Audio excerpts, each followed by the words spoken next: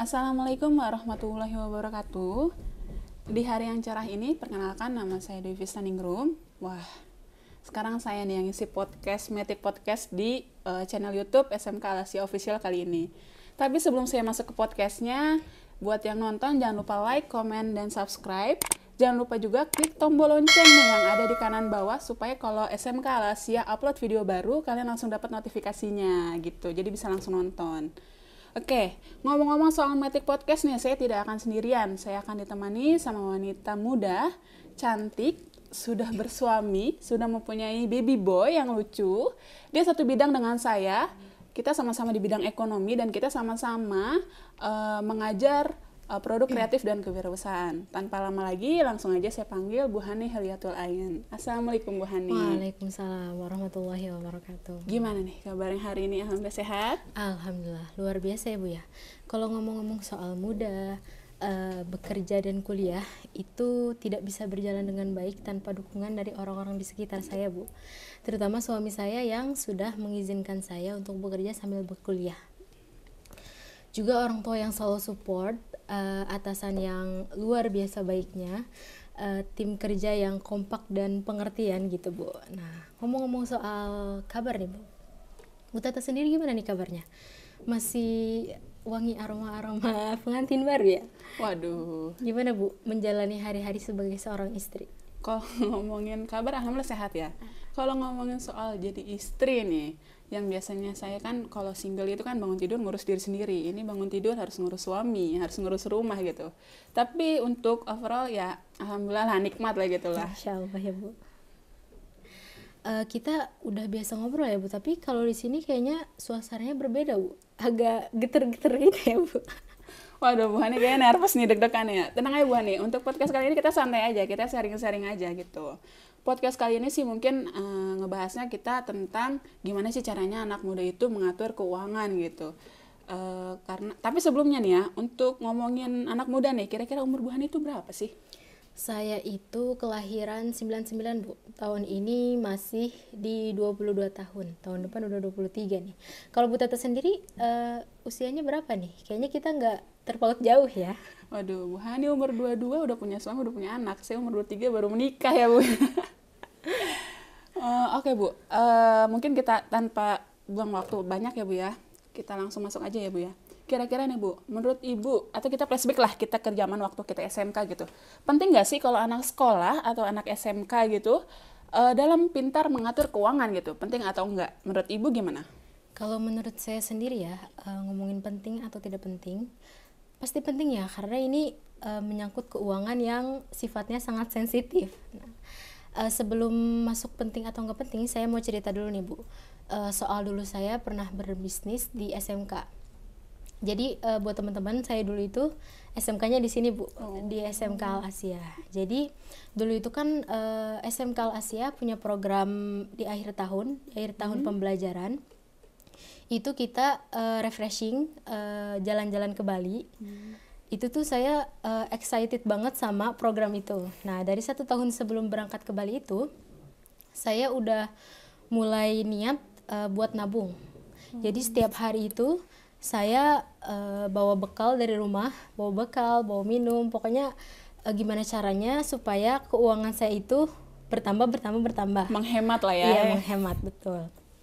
Nah, setelah saya menabung 1 atau 2 minggu, saya berpikir seperti ini. Saya kan dulu targetnya itu pergi ke Bali itu harus punya uang 3 juta ya Bu ya. Oke. Setelah saya berpikir kalau hanya mengandalkan uang jajan aja kayaknya nggak bakalan kekejar nih. Nah, di situ saya berpikir untuk memulai bisnis Bu. Nah, saya memulai bisnis awalnya tuh saya takut Bu, karena kan belum berpengalaman ya. Nggak ada sama sekali Iya, gitu. sama sekali nggak ada ilmunya gitu. Tapi nggak apa-apa lah, bismillah. Niat saya itu supaya nggak memberatkan orang tua lagi gitu Bu. Saya itu dulu jualan fashion wanita Bu, di bawah 50.000, masih harga-harga anak sekolah lah ya. Dan keuntungannya itu nggak banyak Bu, hanya sekitar 300 perak sampai 5.000 aja. Nah, di situ saya jualan via BBM. Dulu kan zaman-zamannya BBM ya Bu ya. Yeah. Setiap hari itu saya broadcast, bahkan nggak banyak yang ngejudge ya Bu. ih sampah banget sih gitu kan. Bala lah ya kalau bahasa ini. Iya betul. Itu kalau dipikir-pikir di hati gitu, aduh ya udahlah biarin aja gitu kan. Yang penting niat saya buat nggak ngebebanin orang tua itu ada gitu. Nah, singkat cerita Bu, 6 bulan sebelum saya berangkat ke Bali itu banyak banget orderan Bu, sampai-sampai saya tuh Alhamdulillah banget ya. iya alhamdulillah banget, sampai-sampai saya tuh kehabisan modal buat ngestok barang, sampai-sampai saya minjam uang ke orang tua saya Bu sebesar 1 juta. Dan alhamdulillahnya lagi dalam kurun waktu kurang dari 1 bulan itu modalnya udah balik Bu. Bahkan lebih.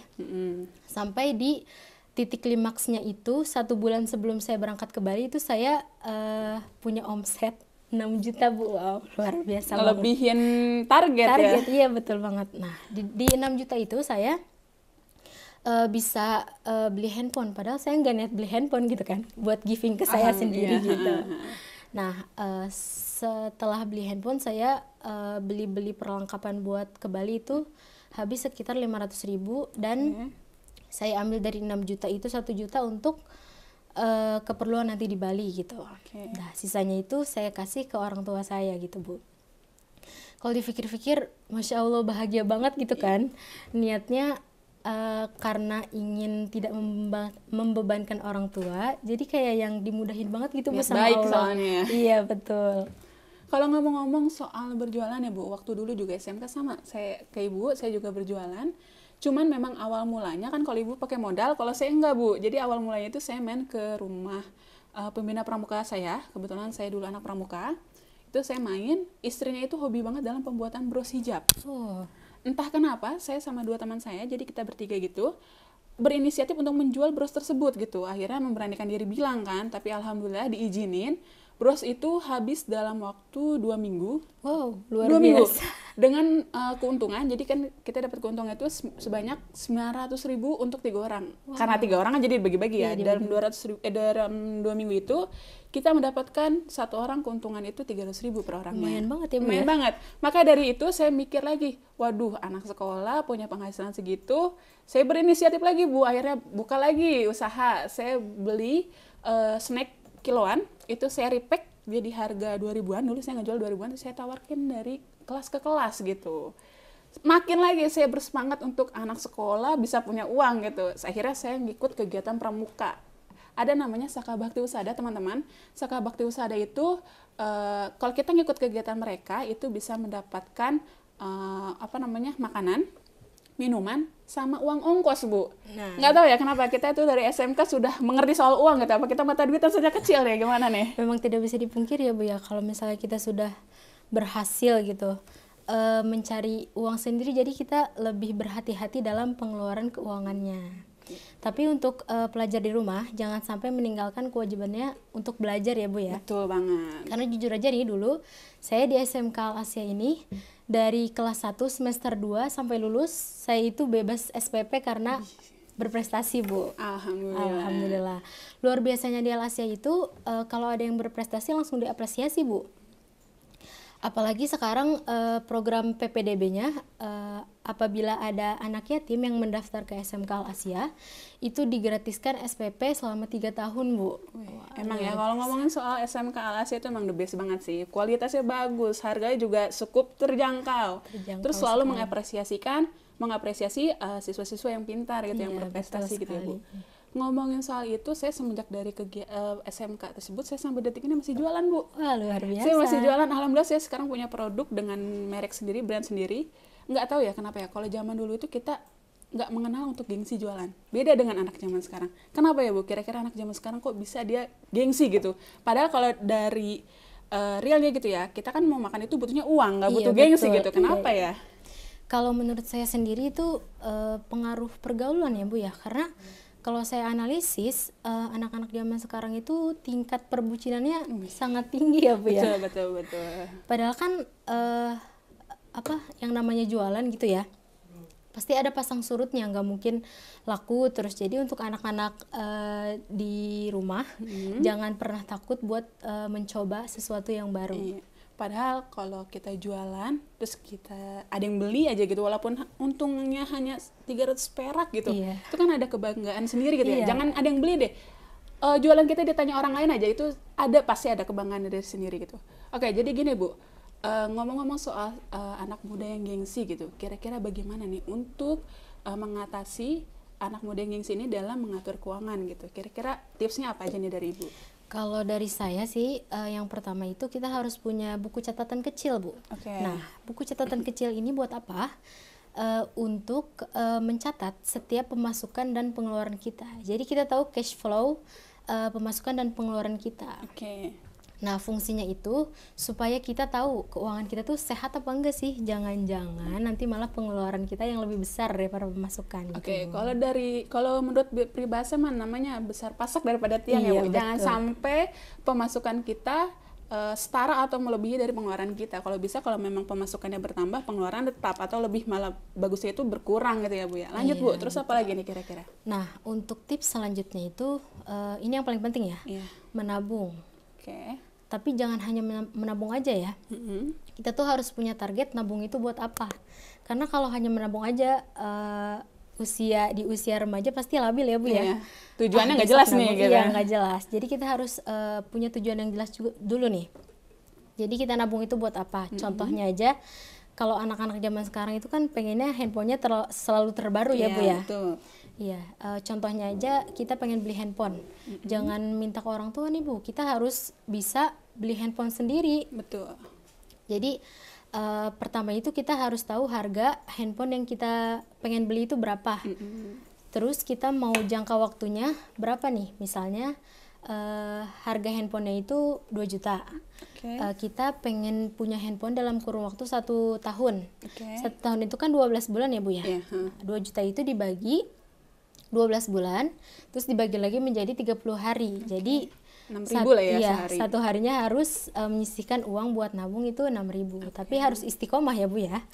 Emang kalau soal ngomongin istiqomah, konsisten itu agak berat ya. Apalagi kalau zaman sekarang itu kan di e-commerce itu ada yang namanya campaign 11-11, 12-12, tanggal-tanggal cantik gitu ya kan.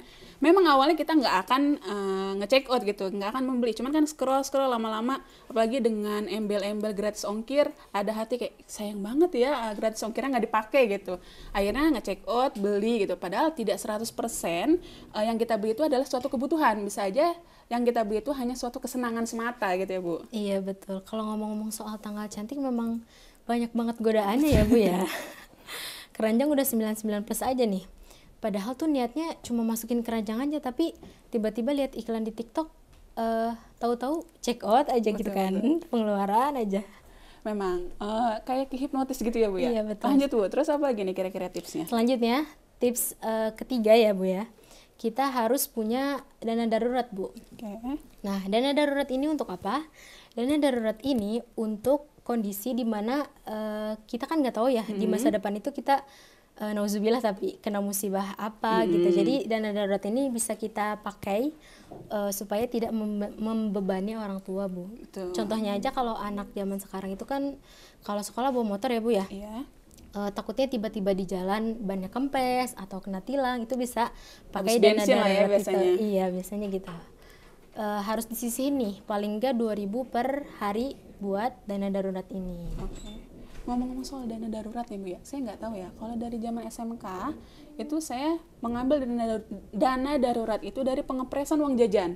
Saya nggak tahu nih ya, teman-teman di rumah juga sama atau enggak. Contohnya gini Bu, saya kalau misalkan minum, saya nggak bawa botol minum, itu saya lebih memilih membeli Aqua gelas 3 yang seharga 1.500 dibanding satu botol Aqua yang seharga 2.500. Nggak tahu kenapa, memang lebih ribet gitu, cuman balik lagi tadi, kayak 1.000 itu untuk anak sekolah lumayan banget kan, itu bisa ditabung untuk dijadikan dana darurat. Kenapa ya Bu? Saya nggak tahu tuh kenapa gitu. Karena menurut saya ya, salah satu faktor juga nih, kita harus pilih-pilih circle pertemanan juga seperti itu, karena kan anak-anak zaman sekarang itu banyak gengsinya ya Bu ya. Jadi kita harus pintar-pintar pilih circle pertemanan, karena circle pertemanan ini sangat berpengaruh untuk finansial kita, sehat atau enggaknya. Ngomongin circle pertemanan Bu, saya juga ngelihat zaman sekarang tuh anak ya, dia tuh lebih mengutamakan eksistensi gitu. Bisa dilihat bahwa di sosial media anak muda zaman sekarang dia bisa loh 2 kali, 3 kali, bahkan 4 kali dalam seminggu, minimal deh seminggu sekali dia bisa loh untuk pergi ke coffee shop. Padahal kita tahu lah ya harga kopi itu minimal aja harga 20.000 bisa sampai 50-an ribu lebih gitu. Kalau dipikir-pikir dengan realistisnya gitu, sayang untuk sebuah kopi mengeluarkan uang segitu banyaknya ya kan? Iya, Bagi untuk kita yang sudah berkeluarga kan? Iya betul. Terus udah gitu, dia ngapain sih pergi ke coffee shop? Paling cuman beli kopi yang harganya mahal, rasanya ya udah biasa aja gitu, sama-sama kopi gitu, foto, selfie, bikin status, bikin story. Besoknya bingung uang jajan dari mana, ujungnya dari orang tua lagi ya kan? Betul sekali ya Bu ya. Bener sih kata Bu Tata ya. Kalau misalnya kita sebagai ibu rumah tangga ya bisa dibilang ya, untuk harga 1 kopi itu kayaknya bisa buat seminggu kita makan ya Bu ya. Betul banget Bu, sayang banget gitu ya. Iya betul sekali. Kalau menurut Bu Tata sendiri ada nggak nih tips tambahan untuk anak-anak di rumah untuk mengatur keuangan? Kalau untuk tips sama aja sih ya kalau menurut saya gitu. Cuman memang ada sedikit tambahan dari saya. Coba deh anak muda zaman sekarang, anak sekolah zaman sekarang belajar tentang investasi. Ada Bu, namanya investasi reksadana pasar uang.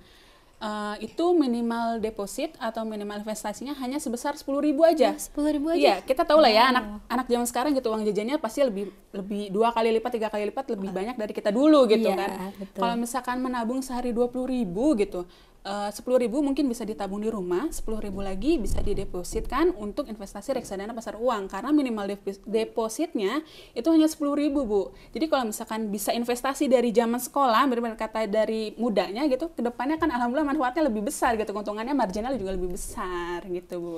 Tapi Bu, anak muda zaman sekarang itu kan selain gengsinya yang tinggi, rasa ketakutannya juga tinggi juga nih Bu. Takutnya tiba-tiba uangnya hilang, tiba-tiba si pengusaha investornya ini hilang jejak gitu kan. Kira-kira ada nggak sih Bu resiko dari reksadana pasar uang ini? Oke. Kalau untuk resiko itu sangat minim ya Bu, reksadana pasar uang ini. Bahkan kalau menurut saya nggak ada. Kalau untuk keamanannya, alhamdulillah Ibu bisa baca-baca lagi tentang investasi reksadana pasar uang ini dilindungi langsung oleh Badan OJK. Wah, otoritas jasa keuangan ya? Iya, itu negara langsung kan, jadi otomatis tidak akan hilang. Cuman memang untuk keuntungannya itu tidak bisa terbilang besar ya, namanya minimal deposit hanya 10.000.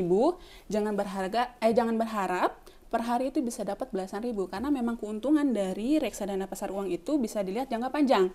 Itu sekitar 5%, 6% itu baru bisa merasakannya nanti setelah jangka panjang. Makanya untuk anak-anak sekolah dibanding harus mengutamakan eksistensinya gitu, gengsinya lebih baik kalian deposit, kalian ikut investasi reksadana pasar uang supaya nanti ke depannya akan mendapatkan manfaat gitu Bu. Luar biasa ya Bu ya. Jadi kita harus bisa melek investasi dari sekarang nih. Gitu. Saya rasa cukup ya Bu ya, waktunya sudah cukup. Mungkin kita agak rangkum sedikit supaya yang nonton juga nggak bingung. Kira-kira ada berapa nih jadinya tipsnya nih Bu untuk mengatur keuangan? Oke, jadi tips yang pertama tadi kita butuh catatan kecil untuk mengatur cash flow kita. Oke. Yang kedua itu kita nabung. Jangan lupa targetkan nabung itu untuk apa dan dalam jangka waktu berapa. Oke. Nah, yang ketiga itu sisipkan dana darurat. Yang keempat kita harus pintar-pintar mencari circle pertemanan. Dan yang terakhir tadi investasi ya Bu ya. Oke, jadi tipsnya itu ada 5 ya. 5. Oke, jadi tipsnya ada 5. Mumpung masih muda, coba menabung sebanyak-banyaknya. Jangan berpikiran kalau mumpung masih muda masih beban orang tua. Oke. Dari Bu Hani nih, sebelum saya tutup podcast kali ini, ada tambahan atau enggak? Kalau dari saya, jangan mentang-mentang masih muda, masih usia belia, masih tenaganya masih luar biasa ya Bu ya. Jangan hanya itu kita jadi foya-foya gitu, mengeluarkan uang sebanyak-banyaknya gitu. Tapi jadilah muda yang kaya harta, kaya karya, dan kaya manfaatnya gitu Bu. Jadi muda yang manfaat, jangan suka membebani orang tua ya Bu ya. Iya betul sekali. Oke. Terima kasih Bu Hani atas waktunya. Mungkin saya tutup podcast kali ini, tapi sebelumnya buat yang nonton jangan lupa like, komen, dan subscribe. Akhir kata kita ucapkan wassalamualaikum warahmatullahi wabarakatuh.